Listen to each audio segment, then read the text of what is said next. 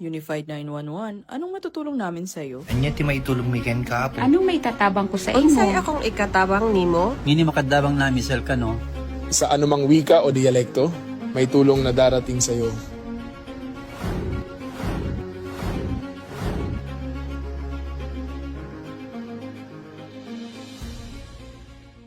Lilingkod sa bawat Pilipino at magbibigay ng tamang impormasyon para sa tahimik at maayos na Pilipinas. Police News Network, alagad ng batas, tagapagtaguyod ng balitang pulis, sandigan ng mamamayan, patnubay ng katotohanan. Na Kampo Krame, maghahatid ng pinakahuling kaganapan at nagbabagang balita. Ito ang PNN Police News Network. At ngayon, ang inyong mga tagapagbalita. Magandang araw, Bagong Pilipinas. Ako ang inyong alagad ng batas, tagataguyod ng Balitang Pulis. Ako po si Patrolwoman Sari Bernales. Maghahatid sa inyo ng tamang balita, kwento ng pulis at serbisyo para sa mamamayan. At ito ang PNP News Online, ang pangunahing balita ng Police News Network. Alagad ng batas, tagataguyod ng Balitang Pulis.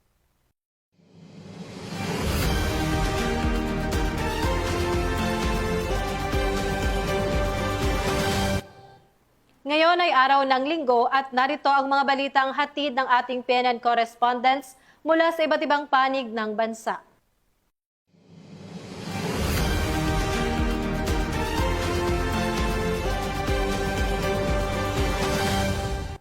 Arestado ang isang lalaki matapos silbihan ng warrant of arrest dahil sa kasong rape ng mga otoridad sa Ilocos Sur. Police Master Sergeant Basan Abella Jr. sa report. May karapatan kayong manahimik at magsawalang kibuk. Lahat ng sasabihin nyo maaaring gamitin pabor o laban sa inyo sa lahat ng korte dito sa Pilipinas. May karapatan kayong kumuha ng sarili nyong abogado. Kung hindi nyo kayang kumuha ng sarili nyong abogado, pwede kayong bigyan ng gobyerno ng libre. Naaresto ng mga tauhan ng Tagudin MPS kasama ang iba pang operatiba ang isang 42 years old na tricycle driver na itinago sa alias Erno Bumanes. Dakong alas 6:45 ng hapon, Disyembre 9, 2025 sa Barangay Dardarat, Tagudin, Ilocos Sur. Ang pag-aresto ay sa bisa ng warrant of arrest sa kasong rape na may Nobel recommended na inilabas ni Honorable Hector B. Almeida ng RTC Branch 62, Gumaca, Quezon. Ipinaalam sa sospek ang kanyang karapatan sa wikang nauunawaan niya. Dinala sa Ilocos Sur District Hospital para sa pagsusuri at kasalukuyang nasa kustudiya ng Tagudin MPS para sa dokumentasyon bago ibalik sa korte. Ang operasyon ay naisagawa alinsunod sa patakaran sa paggamit ng alternative recording device at body-worn camera bilang pagsunod sa Supreme Court guidelines. Patuloy na ipinapakita ng lokal na pulisya ang epektibong pagpapatupad ng batas, isang hakbang tungo sa mas ligtas na komunidad at sa adhikain ng bagong Pilipinas. Mula dito sa Ilocos Region, ako po ang inyong PNN correspondent, Police Master Sergeant Robert Abella Jr., alagad ng batas, tagataguyod ng Balitang Pulis. Maraming salamat, Police Master Sergeant Abella. Mahigit 100 estudyante ng Anafatan Elementary School ang napasaya ng pamaskong handog ng mga miyembro ng First Cagayan Provincial Mobile Force Company. Ibabalita ni Patrolwoman Balad. Nagsagawa ng pamaskong handog ang First Cagayan Provincial Mobile Force Company sa pamamagitan ng kanilang best practice na ECNED Challenge Season 6 para sa mga estudyante ng Anafatan Elementary School sa Barangay Anafatan, Amulong, Cagayan, nito lamang ika-9 ng Disyembre taong kasalukuyan. Ang ECNED Challenge, San Aabot ang 20 pesos mo, ay isa sa mga matagumpay na programa ng First Cagayan PMFC na ngayon ay umabot na sa ika-6 na season. Pinangunahan ang aktibidad ni Police Major Abdel Aziz D. Maximo, Acting Force Commander, katuwang ang Office of the Provincial Director, Cagayan PPO, Amulong Police Station at suporta galing kay Honorable Pastor Ros Rosuelo, Tuguegarao City Vice Mayor. Nagpahayag ng mainit na pagbati at taus-pusang pasasalamat si Principal Echeverry dahil ang kanilang paaralan ang napiling benepisyaryo ng programa. Samantala, binigyang diin ni Police Major Maximo ang kahalagahan ng kapulisan at komunidad sa paghahanda ng mas ligtas, mas maunlad at mas maliwanag na kinabukasan para sa mga kabataan. Bilang bahagi ng pamaskong handog, nakatanggap ng Jollibee food packs at loot bags ang 151 na estudyante na nagbigay ng saya at ngiti sa kanilang mga mukha. Nagkaroon din ng iba't ibang palaro na lubos na ikinatuwa ng mga bata at guro. Patuloy na pinagtitibay ng programang ito ang advokasya ng First Cagayan PMFC sa pagpapatupad ng mga inisyatibong nag-uugnay sa kapulisan at komunidad, lalo na sa mga kabataang higit na nangangailangan ng suporta. Sa layuning maghatid ng saya, pag-asa at tunay na serbisyo, nagpapatuloy ang First Cagayan PMFC sa kanilang misyon ngayong Kapaskuhan. Mula dito sa Lambak ng Cagayan, ako ang inyong PNN correspondent, Patrolwoman Balyada, alagad ng batas, tagataguyod ng Balitang Pulis. Maraming salamat, Patrolwoman Balyada. Sa kulungan ng bagsak ngayon ng 2 high-value target, matapos ang isang matagumpay na anti-illegal drug operation ng mga otoridad sa Nueva Ecija. Mahigit 300,000 pisong halaga ng illegal na droga ang kumpiskado. Magbabalita dyan si Patrolwoman Jilly Peña. Arestado ang 2 high-value individuals sa kinasang anti-illegal drug operation ng Gimba Municipal Police Station at iba pang law enforcement units noong 9 ng Disyembre sa Barangay San Roque, Gimba, Nueva Ecija. Kinilala ni Police Colonel Heril Dagit L. Bruno, Provincial Director ng Nueva Ecija PPO, ang mga suspect na sina alias Janjan, 39 anyos, binata, isang driver, residente ng Barangay Rafael Rueda, San Jose City, at alias RM, 33 anyos, binata, isa ding driver at residente naman ng Barangay Santo Niño First, San Jose City, Nueva Ecija. Nakumpiska sa operasyon ang humigit kumulang 50 gramo ng hinihinalang shabu na may tinatayang halaga na aabot sa 340,000 pesos. Dinala na sa Gimba MPS ang mga suspect at ang mga nakuhang ebidensya para sa wastong dokumentasyon at karampatang disposisyon. Mahaharap sila sa kasong paglabag sa RA 9165 o ang Comprehensive Dangerous Drugs Act of 2002. Patuloy namang pinaiigting ng Nueva Ecija PNP ang kampanya laban sa legal na droga upang masiguro ang kaligtasan at kapayapaan ng komunidad. Mula dito sa Police Regional Office 3, ako ang inyong PNN Correspondent, Patrolwoman Jilly Advincula Peña, alagad ng batas, tagataguyod ng Balitang Pulis. Maraming salamat, Patrolwoman Peña. Gulong ng swerte, muling umarangkada kung saan namigay ng wheelchair sa mga benepisyaryo sa La Trinidad at Bukod Benguet. Tinutukan niya ni Patrolwoman Jezebel Moyaw. Namahagi ang Benguet 2nd Provincial Mobile Force Company ng mga wheelchair sa mga benepisyaryo ng programang Gulong ng Swerte noong 7 ng Disyembre sa La Trinidad at Bukod Benguet. Ang mga wheelchair ay donasyon mula sa CNT Builders, katuwang ang Benguet Police Provincial Office sa inisyatiba ni Police Colonel Lambert Suerte, Benguet Provincial Director, na naglalayong magbigay ng suporta at ginhawa sa mga persons with disability at mga kabilang sa mahihinang sektor ng komunidad.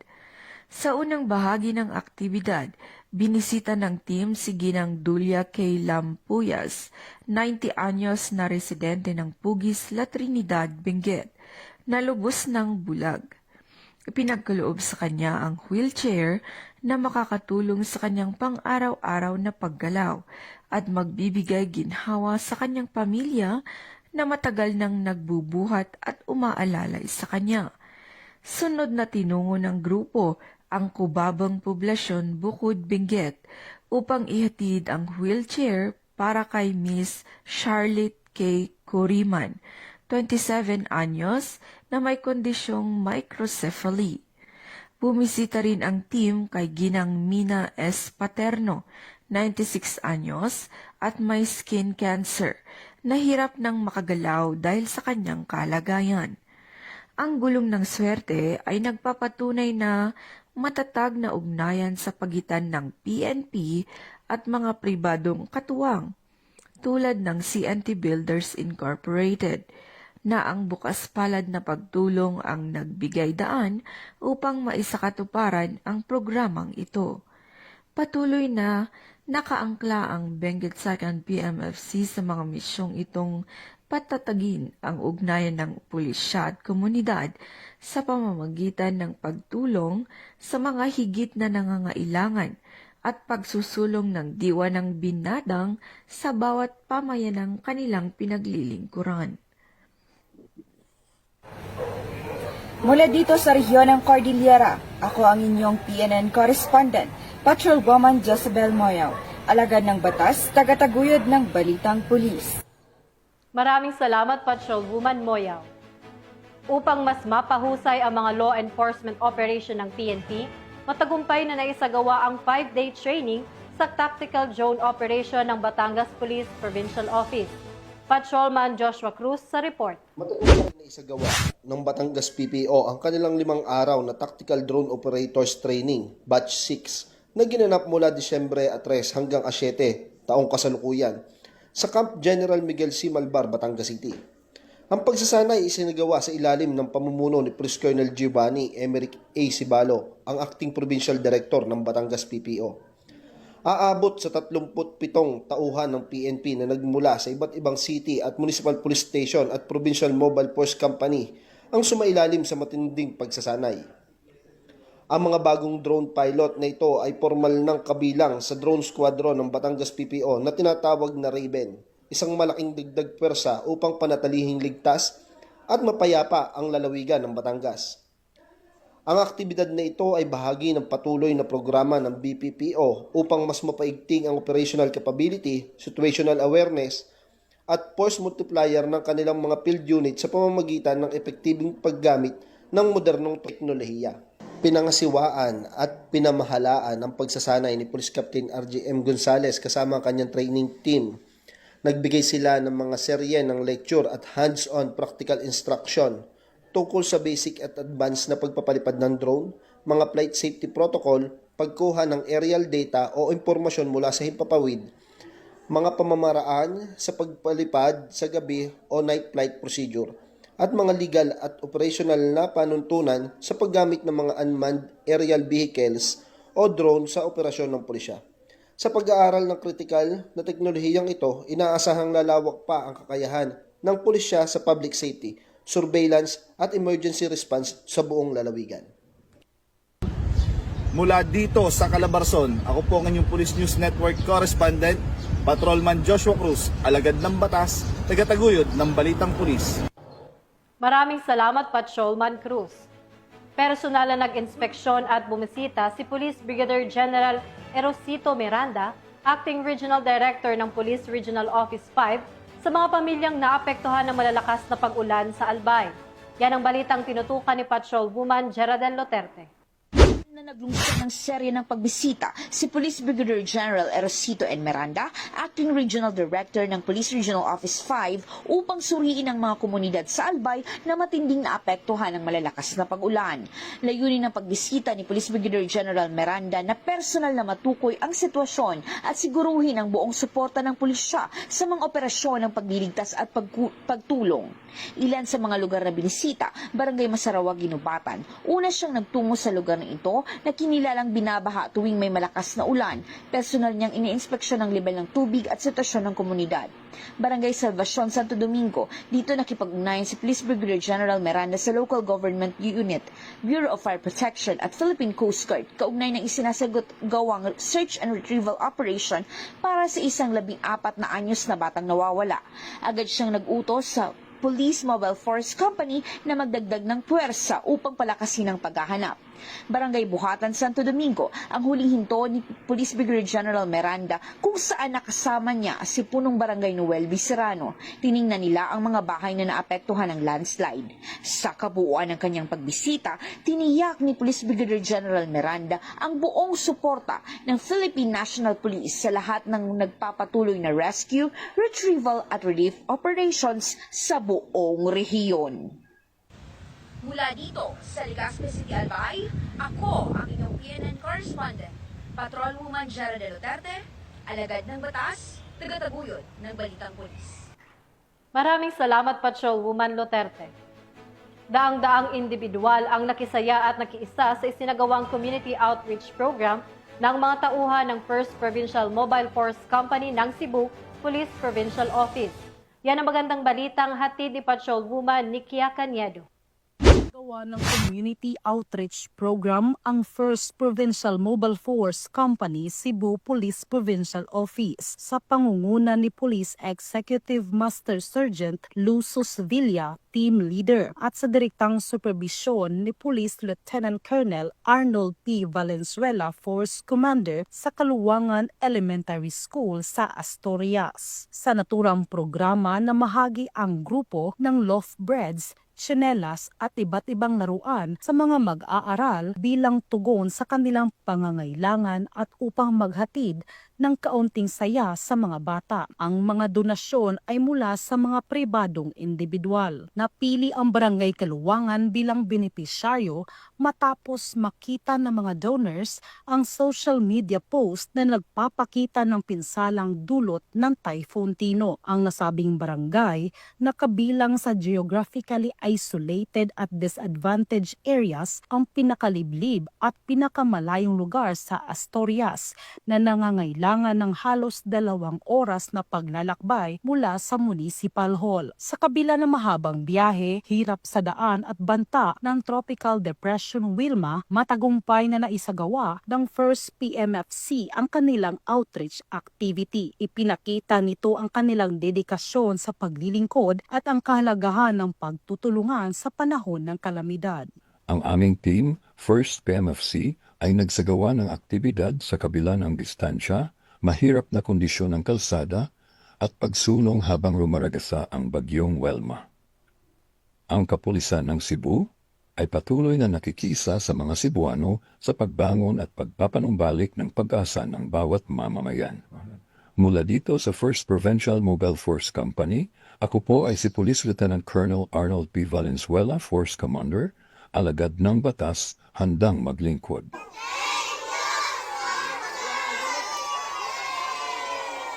Ang programa ay nagsilbing patunay na ang kapulisan katuwang ang mga pribadong sektor ay handang tumugon hindi lamang sa usaping pangseguridad kundi pati sa pagbangon at pag-asa ng mga komunidad. Nagbigay inspirasyon ang aktibidad sa mga residente ng Barangay Kaluwangan lalo na sa mga kabataang nakatanggap ng tulong at pinatatag ang ugnayan ng pulisya at mamamayan sa gitna ng mga pagsubok. Mula dito sa Central Visayas, ako yung Police News Network Correspondent, Patrolwoman Nikia Caniedo, alagad ng batas, tagataguyod ng balitang pulis.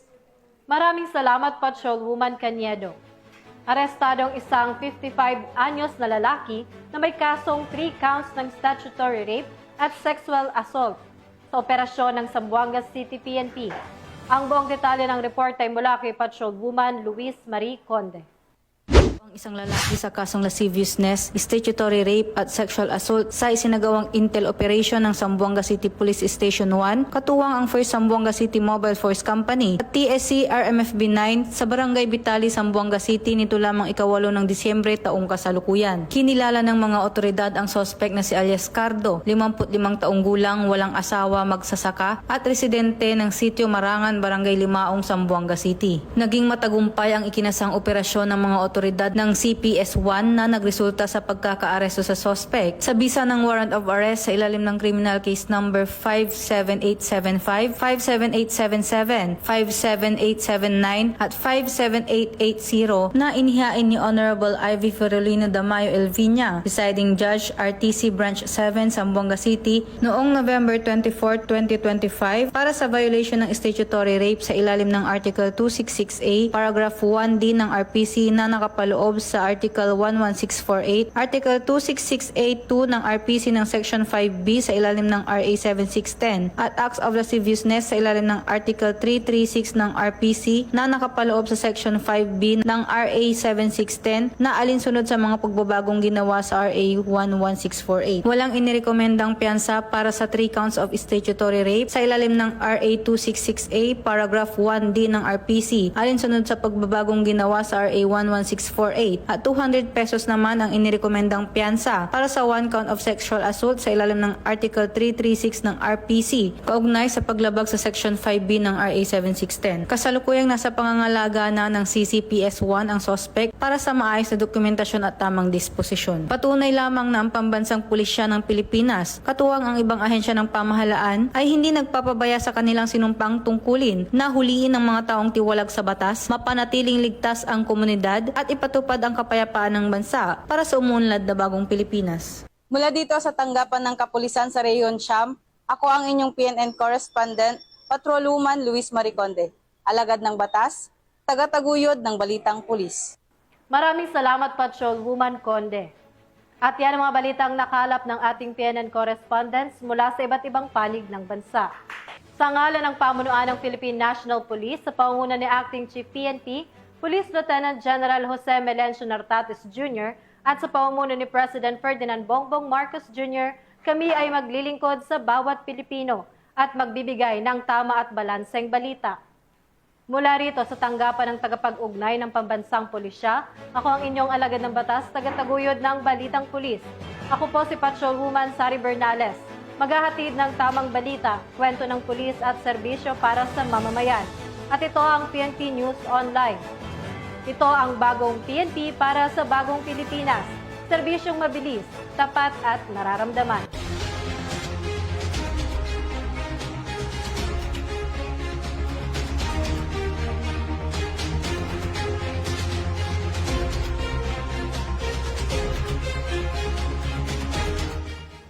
Police News Network, alagad ng batas, tagapagtaguyod ng balitang pulis.